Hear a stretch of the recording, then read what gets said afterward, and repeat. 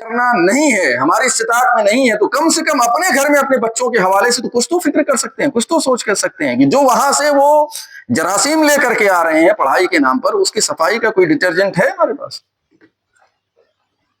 ہمارے لیے اپنے بچوں کے لیے اس قسم کا کوئی منصوبہ، کوئی لائحہ عمل، یا ہماری زندگی میں ان کے لیے کوئی وقت نہیں ہوتا ہے، کسی قسم کا کوئی وقت نہیں ہوتا ہے۔ اور معاف کیجئے،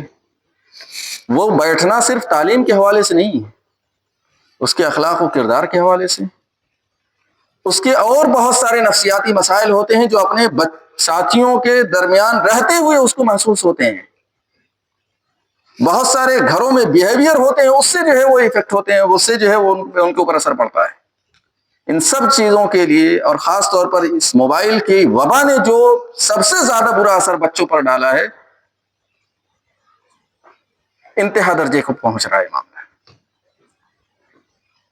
تو بچوں کی تعلیم کا معاملہ ہو، ان کی روحانیت کا معاملہ ہو، اور اس سے بھی آگے بڑھ کر کے جو ابتدائی 5 سال تک کے بچے ہمارے پاس ہیں،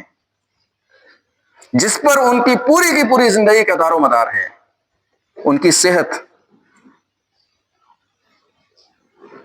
سب سے زیادہ اس شروعاتی دور میں جس کے سلسلے میں ہم لاپرواہی برت رہے ہیں،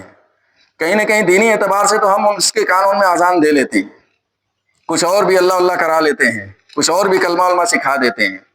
بچہ کچھ نہ کچھ بولنے لگتا ہے، کچھ نہ کچھ کلمے وغیرہ یاد کر لیتا ہے،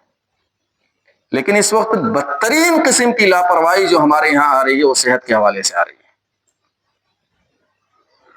صحت نہیں ہوگی، نہ اس بچے کی تعلیم اچھی ہوگی، نہ اس بچے کا کوئی پرفارمنس فیوچر میں آ سکے گا، نہ وہ اپنی ذات کے لیے مفید ہو سکے گا۔ اب 5 سال کے بچوں کے لیے، یا کہنے کہ اس بچے کے دنیا میں آنے سے پہلے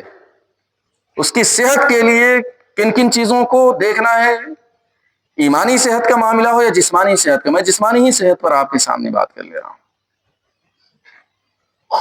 اس دنیا میں آنے کے بعد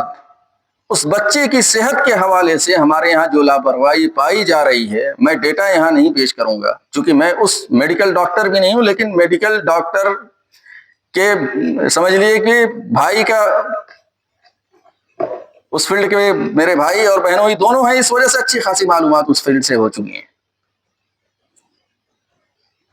کہ ہم اپنے بچوں کو خود کس طرح سے جو ہے وہ قتل کی جانب اور ان کو تباہ و برباد کرنے کی جانب لے جا رہے ہیں۔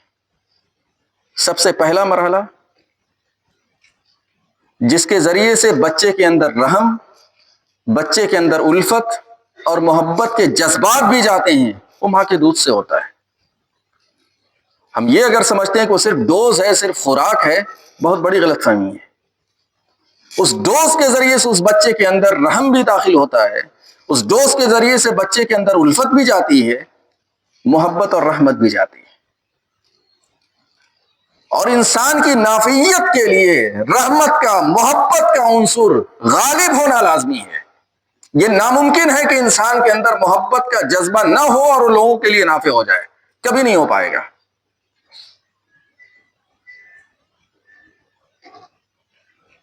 تو بچوں کے اندر اس دودھ کے ذریعے سے، جو ماں کے دودھ کے ذریعے سے اس تک پہنچتا ہے، جو محبت اور الفت اس کے ساتھ جاتی ہے خوراک کے ساتھ ساتھ، اس کا کوئی دوسرا بدل نہیں ہے، اور زندگی بھر کے لیے اس کا کوئی دوسرا بدل نہیں آئے گا۔ آگے دیکھیے، اس کے بعد بچے کی جسمانی صحت، نشو و نما کے حوالے سے، عمر کے حساب سے اس کی کتنا وزن ہونا چاہیے، اس کی ہائٹ کتنی ہونی چاہیے، یہ چلے جائیے آپ 15 سال تک۔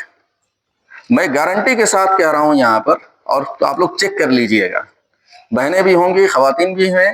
اور یہاں پر جوان بھی ہیں، بوڑھوں کو میں نہیں کہہ سکتا کیونکہ بوڑھے جس زمانے کے پلے بڑھے ہیں، اس وقت یہ جو بوڑھے ہیں، ان کی ضروریات ابھی بھی اس بچپن کی خوراک پوری کر رہی ہے۔ جا کر کے اپنا ہائٹ، اپنا وزن، کیلشیم، وٹامن D3 چیک کروا لیجئے گا، بس اندازہ ہو جائے گا کہ آپ لوگوں کی صورتحال کیا ہے۔ 80% تو میں ابھی کہہ رہا ہوں کہ ہماری بہنوں کا، اپنی ماؤں کا ڈس بیلنس ہوگا، گڑبڑ ہوگا، اور کم سے کم 60% تو یہاں پر بیٹھے ہوئے لوگوں کا ہوگا۔